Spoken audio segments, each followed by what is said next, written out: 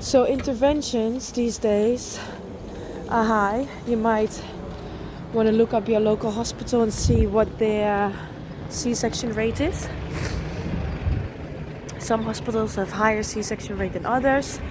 If you've already had a C-section and you're under consultant care, as they say, that has to approve your birth plan, a lot of times we get fooled into thinking that we don't have a choice and that we have to do what the consultant says is the best thing for us to do. But here in the UK, luckily, they have a duty of care. So whatever we decide, even if it's not following their guidelines, they will support you in pregnancy and in labor.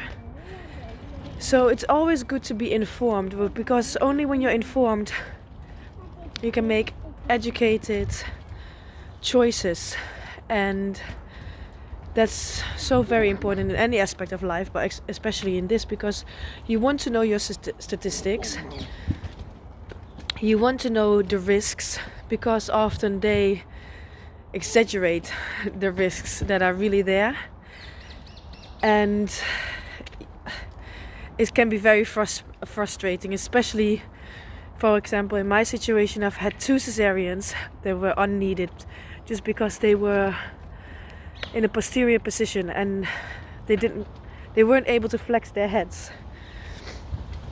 Thus, no pressure on my cervix, so no dilation really, even with the Pitocin, no dilation, and then the epidural and fetal distress, HEPA, rushed in for category 1 C-sections both times.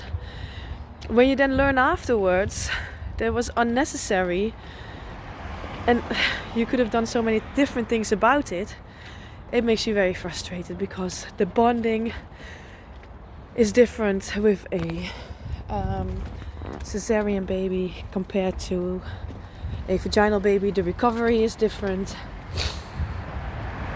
Overall, you just feel different. So when I had my Vbac 2 years ago and I prepared for it like I'm preparing for this Vbac, the funny thing is that last time around, we didn't discuss much. We didn't discuss we just discussed the risk of uterine rupture, which is like their main thing to discuss, because that's the most fear-mongering for women. Uterine rupture, oh my gosh, you can die, the baby can die, it's a nightmare. But to be fairly honest, if you think about it, the chances of a uterine rupture are so rare, it's not even a 1%. And in those studies, they've included first-time moms, multiple-time moms, 1 or more C-section, and women who had a rupture without C-sections, and also dehiscence.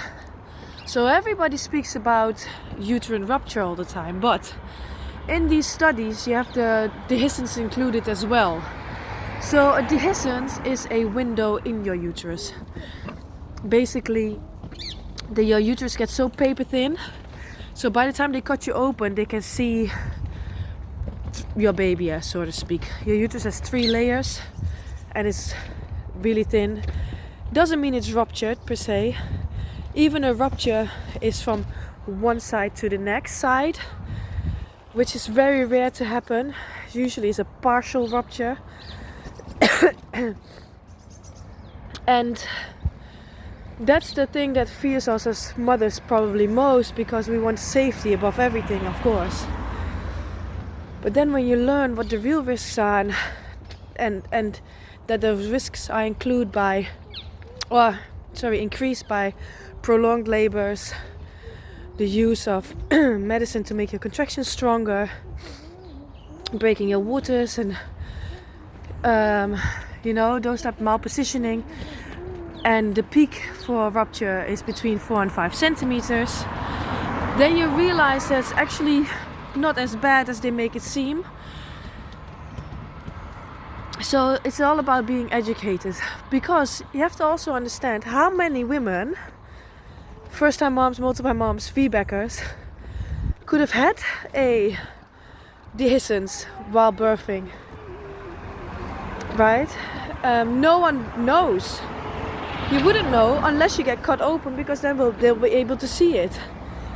So with my previous Vbac, I could have had a dehiscence, but I had no symptoms. My labor was 4 hours, no pushing. Everything was super quick. Huh? You fell off? Oh. It's okay. And no one knows. So this time I was looking at my maternity notes, and I saw that the consultant wrote, because my little girl was, yeah, 1 second, Cam, 6 pounds and, oh, sorry about that. So my little girl was born 6 pounds 3 ounces.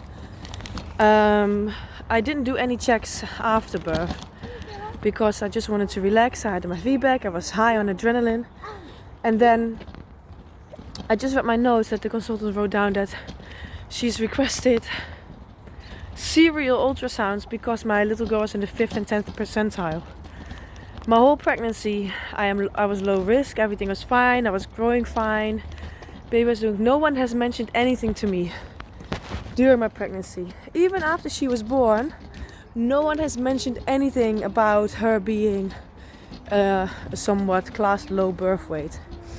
So for me to read that honestly got me very frustrated, because it's like almost you are pushing, well, the consultant, for another C-section, where the NICE guidelines say recommendation is vaginal birth, not another C-section, because of the increased risks of complications.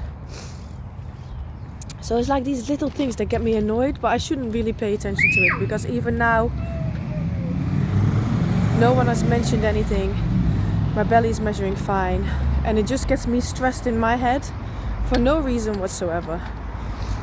So it just goes one ear in, the other ear out, and I'll just continue prepping for my birth. One moment.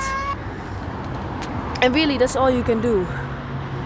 Prep yourself mentally, physically, emotionally, and that's it. The consultant is of no use for me anymore, really. I've discussed everything with the midwife-led unit, which is great. And then from there on out, we'll just see what happens. I'm aiming for another fast labor and birth, to be fairly honest. So I'll keep you updated with my video of the things that I do on a day-to-day basis in order to prepare for this second Vbac. Well, enjoy your day and Happy New Year.